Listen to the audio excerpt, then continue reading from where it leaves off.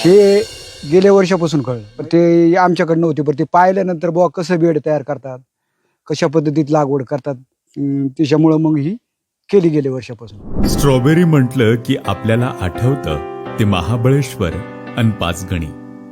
पण आता पुणे जिल्ह्यातील आंबेगाव तालुक्यात हळूहळू स्ट्रॉबेरीचं नवं हब तयार होऊ लागलंय. तालुक्याच्या पश्चिम भागातील म्हणजेच भीमाशंकर परिसरातील शेतकरी स्ट्रॉबेरी पिकाकडे वळू लागलेत.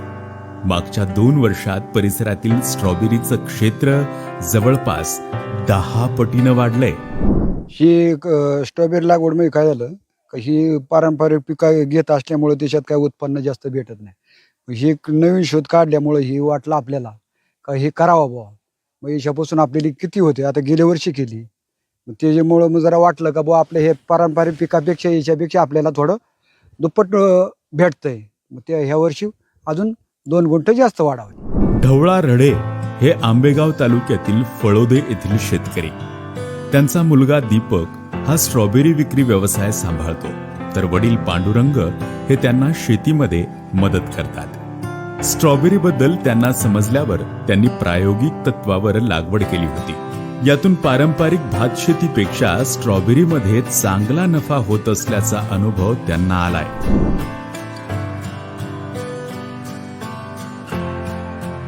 आता गेली 2 वर्ष झाले आपले या भागातले शेतकरी स्ट्रॉबेरी लागवड करतात, परंतु त्यांना अर्थसहाय्य देत नव्हतो आपण. तर यावर्षी न्यूक्लिअर बजेटमधनं आपण पहिल्यांदा या शेतकऱ्यांना आर्थिक मदत कृषी विभागाच्या मार्फत करतोय. आदिवासी विभागाच्या न्यूक्लिअर बजेट या योजनेअंतर्गत आंबेगाव तालुक्यातील आदिवासी शेतकऱ्यांना स्ट्रॉबेरी लागवडीच्या प्रोत्साहनासाठी अनुदान देण्यात येत आहे. यामुळे येथील शेतकऱ्यांना फायदा झालाय. सदर योजना 2024-25 वर्षापासूनच लागू करण्यात आली. सदर योजनेचा लक्षांक हा 255 होता, पण सध्या 55 लाभार्थ्यांनी त्यांच्या शेतात स्ट्रॉबेरीची लागवड केली आहे आणि त्यांचा पहिला हप्ता 37,400 हा आजच रिलीज झालेला आहे.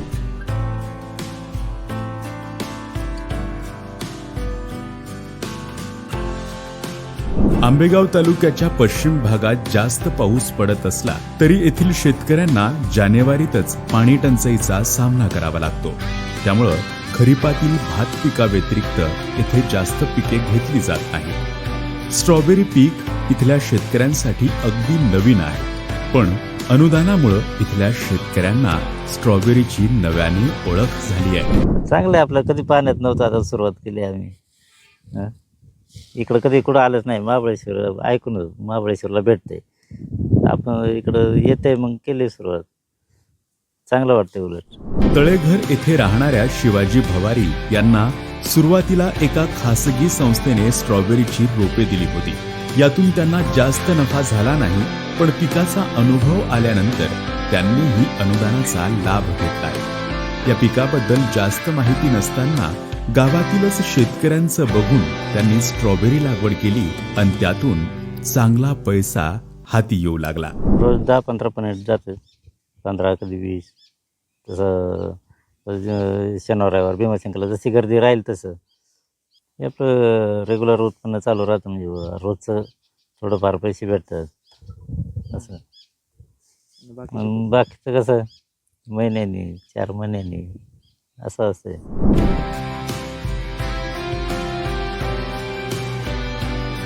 या योजनेतून शेतकऱ्यांना रोप, मल्चिंग पेपर, ठिबक सिंचन आणि खते अनुदानावर दिली जातात. यामुळे शेतकऱ्यांना नाममात्र खर्च येतो. आता आम्ही फक्त 7,500 रुपये भरले शासनाला. आमच्याकडं कृषी सगळं ते मार्गदर्शन कागद, हे पाईपलाईन, आपलं ठिबक, हे सगळं त्यांनी क्रेडिटवर दिलेलं आहे आम्हाला. मग आता तिथून जे अनुदान येईल त्याच्यातून आम्ही ते कट करू. रोपं पण तिथूनच दिलेले आहे त्यांनी. आमच्याकडून अजून 1 रुपया घेतला नाही कोणी. फक्त 7,500 रुपये आम्ही शासनाला भरलेले. तालुक्यातील पोखरी गावातल्या बाळू बेंढारी यांचा हा अनुभव. खिशात पैसेच नसल्याने आणि स्ट्रॉबेरी बद्दल माहितीच नसल्याने अनुदानाशिवाय हे पीक मी करू शकलो नसतो असं ते म्हणतात. स्ट्रॉबेरी हे पिकच नव्हतं आपल्याकडं, त्यांच्याकडे त्यांनी लावल्यामुळं ते पाहायला मिळालं हे स्ट्रॉबेरी. आम्ही फक्त चित्र पाहत होतो. आता पहिलं आमच्याकडे भात पिकत होतं, दुसरं काही नव्हतं. टांबोटं बिंबोटं काय असं प्रयोग काहीच नव्हता. पण म्हातारवाच्या वाडीला लोकरे साहेब, त्यांनी त्यांच्या घराजवळ ती लावली होती रोप, आणि तिथं आम्ही भीमाशंकर जाताना पाहायचं. हे काय आहे? आपल्या भागात ते नव्हतं तोपर्यंत. महाबळेश्वरला तिकडं असायचं, पण तिथं पाहिल्यानंतर म्हणले बाई हे चांगलं पीक आहे, भीमाशंकरला आपल्याला विकण्यासाठी सोपं जाईल, आणि ती महागडी वस्तू आहे. त्यावेळेला महागडी होती. आता बहुतेक जवळजवळ बरेचसे झाले त्यांची रोपं. तिथं झाडं पाहिल्यानंतर आता आम्ही भीमाशंकर जाताना ते पाहायचं, हे तुम्ही कुठून आणलं? ते म्हणले महाबळेश्वर. 5-6 वर्षापूर्वी मी स्ट्रॉबेरीचं 1000 झाडं लावलेली होती स्वतः, आणि त्या रोपांपासनं मला साधारणतः 1 लाख रुपये नफा मिळालेला होता. मी त्याचं पूर्ण गणित केलं त्याचं, की ह्या गोष्टी या ठिकाणी स्ट्रॉबेरी आपल्याकडं महाबळेश्वर सारखी येऊ शकते, आणि माझा एक उद्देश होता की इतरही लोकांनी करावं. तर त्यासाठी मी वेळोवेळी गाव बैठका वगैरे ज्यावेळेस व्हायच्या त्यावेळेस मी शेतकऱ्यांचं काही नारळ वगैरे देण्याऐवजी ती रोपं सत्कार म्हणून त्या ठिकाणी द्यायचो, बुवा लावा, ही 5 रोपं लावा तुम्ही.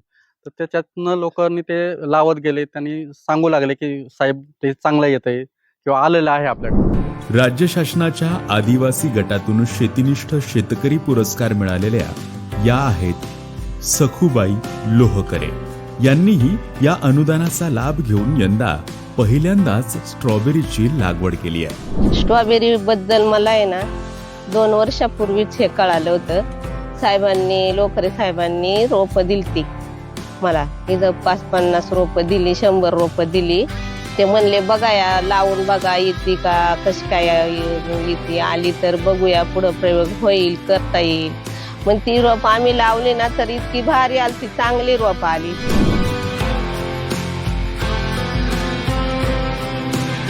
भीमाशंकर पर्यटनामुळं इथं ग्राहकांची संख्या झपाट्याने वाढतीये.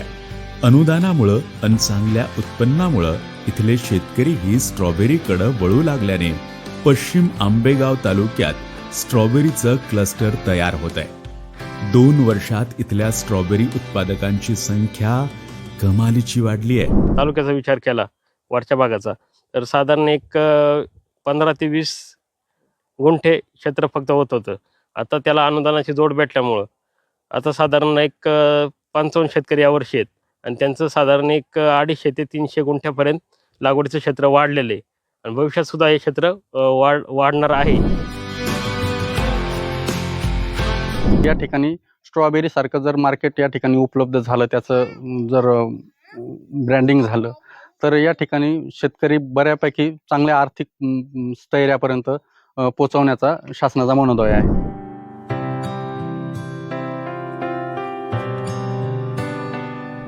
येणाऱ्या काही दिवसातच स्ट्रॉबेरीची चव केवळ महाबळेश्वर नाही तर भीमाशंकरलाही चाखता येणार.